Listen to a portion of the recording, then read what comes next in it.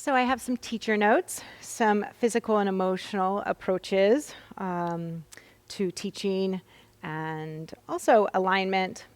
And so this would be a good opportunity to take some notes as you're going to want to integrate these into all of the postures that you're going to be teaching and classes that you're going to be practicing teaching. So one of the things to think about first is our foundation with each of the postures. We want to build a strong foundation first, and typically it's easier to build from the ground up with each of the postures, especially as you're beginning to learn. It might be like, well, what alignment cues do I say first or second, or what should I say? So thinking about building the foundation for each of the postures might make it a little bit easier for you to help guide your students, and also for you to remember what the alignment is. You know, when you're standing, it's of course at the feet. If you're, fully inverted, it could be the top portion of the body, or if you're seated, it's maybe at the pelvis. So thinking about building a strong foundation, and then thinking about giving alignment cues from the ground up first. This is going to help to make the posture more steady and solid, and also help you with kind of a technique and approach how you're going to offer alignment cues. The next thing is stacking the bones. This is going to be really important once you have a strong foundation, as stacking the bones and the joints allows you to benefit from gravity. So thinking about how it should be stacked can help. Like, let's say in a plank, you have your hands and your wrists are stacked underneath your shoulders.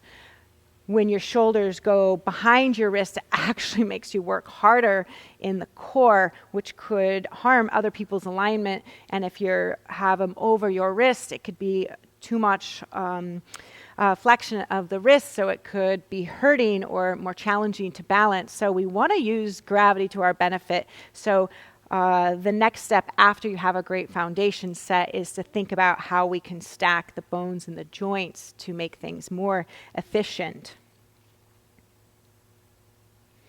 And then balance. Within each of your postures, there's going to be a balance between strength and surrender, effort and ease, floating and grounding, or a lot of times too, using opposing movement to initiate balance, reaching in opposition to find your balance. So we're going to have to look to see how we can work to find our balance in each of the postures. And so this would be, you have your foundation, you stack the joints and bones, and now you're going to focus on where the energy should be for how you should balance, where and how to initiate that. Then the next step would be, where's the mindset? Because especially if you're trying something new, the mind can really play a huge role in the posture. When you feel good, you feel good. When you feel scared, you feel scared. It affects the way that the body moves and reacts. So there's a lot of power to where the mindset is in each of the postures. And as a teacher, it's going to be important that you start to notice this with your students, feeling their energy, noticing if it is new, looking at their body language.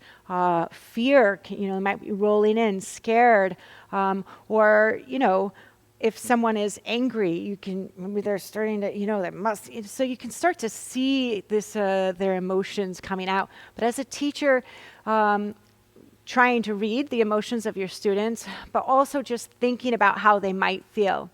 The more that you practice, you're going to start to understand some of the mindset that can come into play. And so you'll understand, you'll be like, I know you're probably feeling this. And so then you can be there to support them. As a teacher, it's going to be important that you keep everyone in a positive mindset, nice and focused and calm.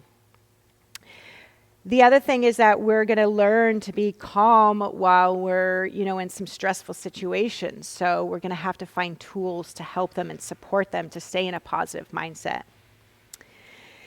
The other thing to think about, so here I know you have a lot of things that we're stacking on top of one another for each posture. And it is a lot of things, but kind of going through this step by step, thinking about your foundation, then thinking about stacking, then balance, then where's the mind. Then the next thing is, where can you focus? What's your focal point? What's your drishti?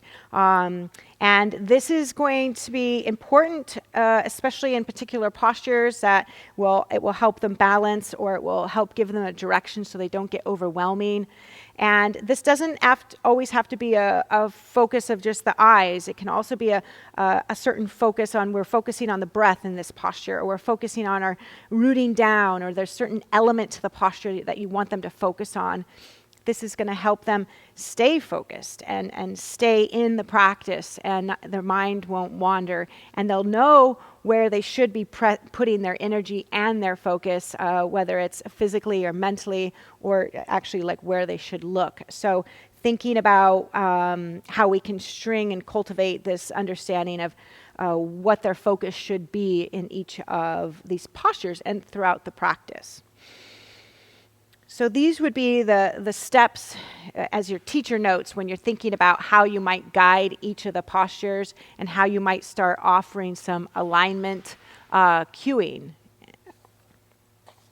There's also deeper aspects to each of the postures too.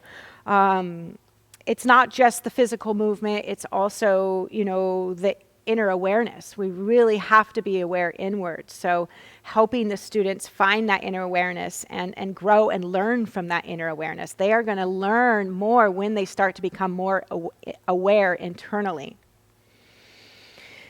Balancing their energy within, right? The whole idea, what I just said, there's going to be postures where we're going to be stressing the body, but we're going to have to stay calm. So calming the mind while the body is stressed. That's that balance of energy within and without. So working on helping the students to find that balance. I also think that there's a lot of power to the way that you're going to sequence. If you can do this, then you can do this. And so then therefore, as a teacher, you're going to feel comfortable and confident that they're ready to go to the next thing, but also so you've set the students up for success. So sequencing and preparing and making sure we're not putting people in places they're not ready for, and making sure that we spend a good amount of time and consistent time and repetition in the postures that are going to build to the next postures. So we are not inhibiting their growth by skipping steps. Also bringing honesty to the practice. Humility relaxes the brain. So alignment is going to be leading to precision. And so this is going to be a way that you can also bring honesty of the alignment is going to bring honesty to where their body is, having them accept that, and then listening to where the body is and working towards precise alignment to get them into a safer posture. Observing every part of the body. Some people talk about awakening the inner eye. This is also that inner awareness, but you should be aware of everything internally at every moment, every part of the body. You should know what is happening. If you move the right arm, everything else shouldn't just fall out of place. We should know how to be able to isolate and be awake and aware with every body part. So this is something to continue to talk to your students about and continue to practice. And this is where the real growth comes, when we can be aware and we can actually activate every body part, and we can work all of it together in synchronicity. So working towards a good mind state too. And I think that, there's a lot of invading thoughts that can happen during a practice. And so, keeping people in line and setting intentions and giving people focus is going to be really helpful. And allowing the students to set their own intentions, and then also as a teacher offering additional intentions that could help support the practice that you're doing and help support each of the postures is really going to help them stay clear and stay focused and be able to keep or get into a mindless state where we're just here in the practice, completely here and ready for anything to happen.